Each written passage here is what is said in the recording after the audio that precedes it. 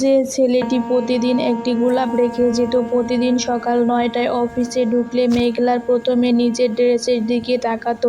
তার প্রতিদিনের মতো সেখানেই পড়ে থাকতো একটি টাটকা লাল গোলাপ। কোনো চিরকুট নেই, কোনো নাম নেই, শুধু একটি গোলাপ। প্রথম দিন সে ভেবেছিল হয়তো ভুল করে কেউ রেখে গিয়েছে। দ্বিতীয় দিন আবার ছিল। এক সপ্তাহ কৌতূহল জন্ম নিল। 1 মাস পর বিষয়টি তার দৈনন্দিন জীবনের অংশ হয়ে গেল। 6 মাস ধরে একটি দিনও বাদ হয়নি। অফিসের বাইরে নানা রকম অনুমান করত, হয়তো তোমার কোনো গোলাপ প্রেমিক আছে, নাকি কোনো সিনিয়র। কিন্তু সিসিটিভি চেক করেও কিছু বোঝা যায় না।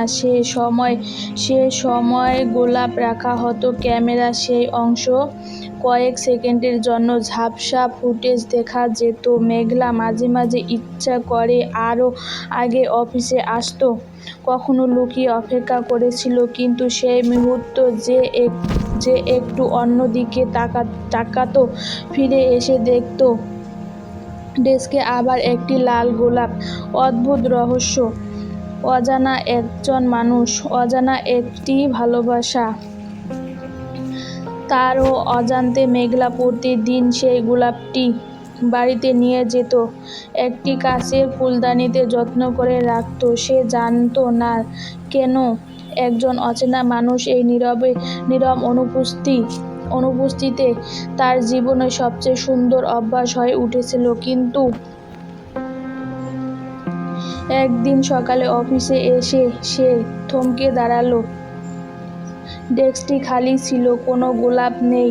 সে নিজেকে বুঝিয়ে বলল, হয়তো আজকে দিতে পারিনি। কিন্তু পরের দিনও নেই, তার পরের দিনও নেই। 1 সপ্তাহ কেটে গেল, গোলাপ আর এলো না। প্রথমবারের মতো সে অনুভব করল, যাকে সে কোনোদিন দেখেনি, তার অনুপস্থিতি এতটা কষ্ট দিতে পারে। ঠিক তখনই অফিসের পুরো নিরাপত্তা পরিগ্রহ রহিম চাচাকে ধীরে ধীরে তার কাছে এসে বলল, মা, যিনি প্রতিদিন তোমার জন্য গোলাপ রেখে যেত, তিনি 3 দিন আগে ভয়াবহ সড়ক দুর্ঘটনায় আহত হয়েছিল। মেঘলার হাত থেকে ফাইলটি মেঝেতে পড়ে গেল, তার ঠোঁট কাঁপতে লাগলো। সে ফিসফিস করে শুধু একটি প্রশ্ন করল, তিনি কে? রহিম চাচা দীর্ঘশ্বাস ফেলে বলল, সবটা জানার আগে তোমাকে একটা জিনিস দেখাতে হবে। রহিম চাচা ধীরে ধীরে পকেট থেকে একটি ছোট সাদা খাম বের করলেন। খামটির উপরে সুন্দর হাতের লেখা ছিল, যদি কোনোদিন আমি আর গোলাপ রেখে যেতে না পারি, তাহলে একটা মেঘলার হাতে দেবেন। মেঘলার বুক ধকধক করতে লাগলো। কাঁপা হাতে খাম খুলে সে ভেতরের চিঠিটি বের করল। চিঠিতে লেখা, হয়তো এই চিঠি পড়ার সময় আমি তোমার কাছে থেকে অনেক দূরে, হয়তো হাসপাতালে, হয়তো এমন কোথাও যেখান থেকে আর কেউ ফিরতে পারে না। তাই সাহস করে আজ নিজের পরিচয় দিচ্ছি। আমার নাম অর্ণব।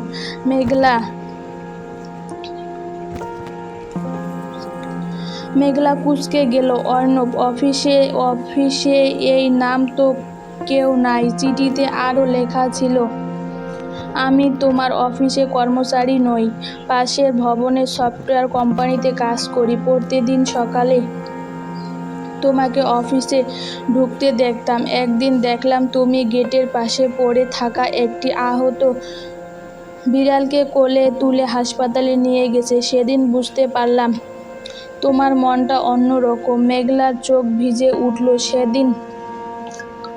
সেদিন ঘটনাটা সে প্রায় ভুলতে গিয়েছিল। চিঠি চলতে থাকলো। আমি কখনো তোমার সামনে দাঁড়াইনি, কারণ ভালোবাসা দিয়ে তোমাকে কোনো অবস্থাতেই ফেলতে চাইনি। শুধু প্রতিদিন একটি গোলাপ রেখে তোমার দিনটা একটু সুন্দর করতে চেয়েছিলাম। চিঠিতে শেষ লাইনে লেখা ছিল, যদি কোনোদিন আমার কথা জানতে ইচ্ছা করে তাহলে সিটি কেয়ার হাসপাতালে 507 নাম্বার কেবিনে একবার এসো, হয়তো তখনও আমি তোমার অপেক্ষায় থাকবো। চিঠি পড়ে শেষ হতে না হতে মেঘলা আর এক মুহূর্ত দেরি না করে সে ছুটে বেরিয়ে গেল। রিক্সা, তারপর ট্যাক্সি, যেভাবে হোক দ্রুত পৌঁছাতে হবে। পুরো পথ জুড়ে তার মনে শুধু একটাই প্রশ্ন, যে মানুষটি 6 মাস ধরে নীরবে তার মুখে হাসি ফোটানোর চেষ্টা করছে, সে কি এখন বেঁচে আছে? হাসপাতালের সামনে পৌঁছে সে দৌড়ে 507 নাম্বার কেবিনে দরজায় এসে দাঁড়ালো। দরজাটি অল্প খোলা, ভেতরে উঁকি দিয়ে তার নিঃশ্বাস থেমে গেল। বিছানায় কেউ শুয়ে আছে, কিন্তু মুখটা পুরোপুরি ব্যান্ডেজে ঢাকা। ঠিক তখনই পাশে দাঁড়ানো একজন নার্স মৃদু স্বরে বললেন, আপনি কি মেঘলা? মেঘলার মাথা নাড়ালো। নার্সের পরে কথা, তার পৃথিবী যেন থেমে গেল। তিনি জ্ঞান ফেরার পর প্রথম যে নামটি বলেছেন সেটি ছিল শুধু মেঘলা। মেঘলার চোখ তখন অশ্রু। সে ধীরে ধীরে কেবিনে ঢুকে বিছানার পাশে দাঁড়ালো। ছেলেটি পুরো মাথা ব্যান্ডেজে মোড়ানো, হাতে স্যালাইন, বুকে মনিটর। তার এত দিন যার কথা শুনে কল্পনা করেছে, আজ সে সামনে, কিন্তু এই অবস্থায়। নার্স মৃদু হেসে বললেন, আপনি একটু ডাকুন, হয়তো আপনার কণ্ঠ শুনে সাড়া দেবেন। মেঘলা কাঁপা গলায় বললেন, অর্ণব। কয়েক সেকেন্ড নীরবতা, তারপর ছেলেটি আঙ্গুলের সামনে নড়ে উঠল। মেঘলা বুকটা কেঁপে উঠল। আরও একবার ডাকলো, অর্ণব, আমি মেঘলা। এবার ধীরে ধীরে অর্ণব চোখ খুলল। দু চোখে ঝাপসা, কিন্তু মেঘলাকে দেখেই তার ঠোঁট একটু করে হাসি ফুটে উঠল। অনেক কষ্টে সে বলল, আজ গোলাপটা দিতে পারিনি। এই একটি বাক্য শুনে মেঘলার চোখে পানি আরো আটকে রইল না। সে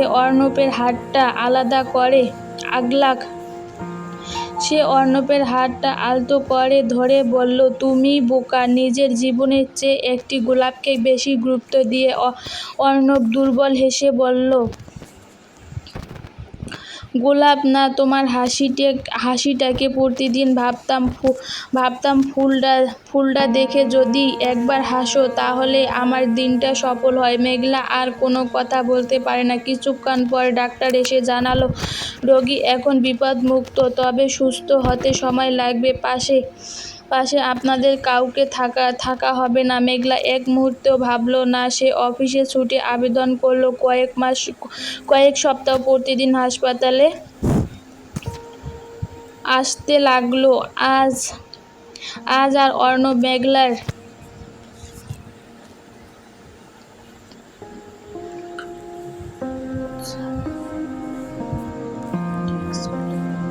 ডেস্কে গোলাপ রাখতে পারল না, বরং প্রতিদিন সকালে মেঘলা একটি লাল গোলাপ কিনে অর্ণবের বেডের পাশে নিয়ে রেখে দিত। একদিন অর্ণব অবাক হয়ে জিজ্ঞাসা করল, এত কষ্ট করে প্রতিদিন ফুল আনো কেন? মেঘলা মুচকি হেসে উত্তর দিল, 6 মাস তুমি আমার সকালটা সুন্দর করেছো, এবার আমার পালা। অর্ণব চোখ ভিজে উঠল। সে পকেট থেকে একটি ছোট শুকনো গোলাপ বের করল। এটা প্রথম দিন তোমার জন্য কিনেছিলাম, দিতে সাহস পাইনি, তাই রেখে দিয়েছি। মেঘলা গোলাপটি হাতে নিয়ে বলল, এই ফুলটা আমি সারা জীবন রেখে দিব। ঠিক তখনই হাসপাতালের কেবিনের বাইরে একজন মধ্যবয়স্ক মহিলা দাঁড়িয়ে সব কথা শুনছিল।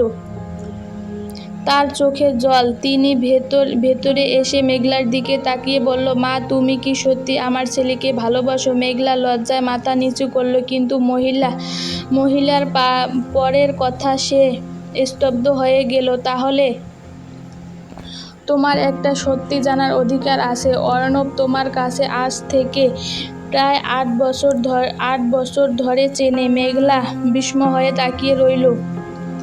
8 বছর, সে তো অর্ণবকে কখনো দেখেনি। মেঘলা অবাক হয়ে অর্ণবের মায়ের দিকে তাকিয়ে রইল। রাত 8 বছর, কিন্তু আমি তো ওকে কখনো দেখিনি। মহিলা মৃদু হেসে নিজের ব্যাগ থেকে একটি পুরনো ডায়েরি বের করলো। ডায়েরির ভেতর থেকে একটি অর্ণবের ছবি বেরিয়ে এলো। ছবিতে দেখা যাচ্ছে একটি কলেজে সাংস্কৃতিক অনুষ্ঠানে অনেক শিক্ষার্থীর ভিড়। সবার পেছনে দাঁড়িয়ে আছে মেঘলা, আর দূর থেকে এক কোণে তাকিয়ে আছে একটি তরুণ মহিলা। বললেন, ওই ছেলেটা অর্ণব। মেঘলা ছবিটা হাতে নিয়ে বিস্ময়ে তাকিয়ে রইল। অর্ণবের মা বলতে শুরু করলো, তোমরা একই কলেজে পড়তা। তুমি হয়তো ওকে কোনোদিন খেয়াল করনি, কিন্তু অর্ণব প্রথম বর্ষ থেকেই তোমাকে চিনতো। তুমি যখন লাইব্রেরিতে বই পড়তে, ও দূর থেকে দেখতো। তুমি যখন বন্ধুদের সাহায্য করতে, ও গর্ব করে বলতো, ওর মতো মানুষ খুব কম হয়। অনেকবার তোমার সঙ্গে কথা বলতে চেয়েছিল, কিন্তু প্রতিবার সাহস হারিয়ে ফেলেছে। মেঘলার চোখ ভিজে উঠল। সে ধীরে ধীরে অর্ণবের দিকে তাকালো। অর্ণব লজ্জায় চোখ নামিয়ে ফেলল। হাসপাতাল থেকে ছাড়া পাওয়ার দিন অর্ণব মেঘলাকে একটি ছোট বাক্স দিল। এটা বাড়িতে গিয়ে খুলবে। সেদিন রাতে মেঘলার বাক্সটি খুলে তার নিঃশ্বাস আটকে গেল। ভেতরে ছিল 6 মাসের প্রতিদিন একটি ঘরের ছবি, যেখানে তার ডেস্কে রাখা লাল গোলাপ দেখা যাচ্ছে, একটি ছোট শুকানো গোলাপ, আর শত শত হাতের লেখা। প্রথম চিঠির তারিখ 8 বছর আগে, শেষ চিঠি লেখা দুর্ঘটনার আগের রাতে। শেষ চিঠিতে লেখা ছিল, যদি কোনোদিন সাহস পাই তোমার সামনে দাঁড়িয়ে বলবো আমি তোমাকে ভালোবাসি, আর যদি সাহস পাওয়ার আগে জীবন থেমে যায়, তাহলে সেই চিঠিগুলো তোমার হয়ে কথা বলবে।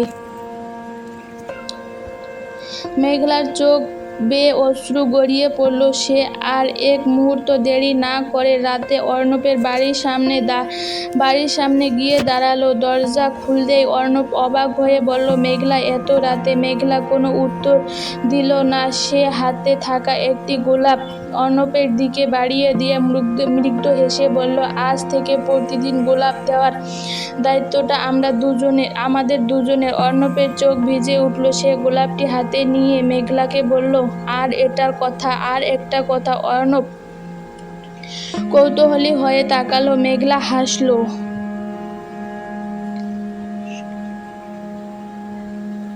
এত বছর অপেক্ষা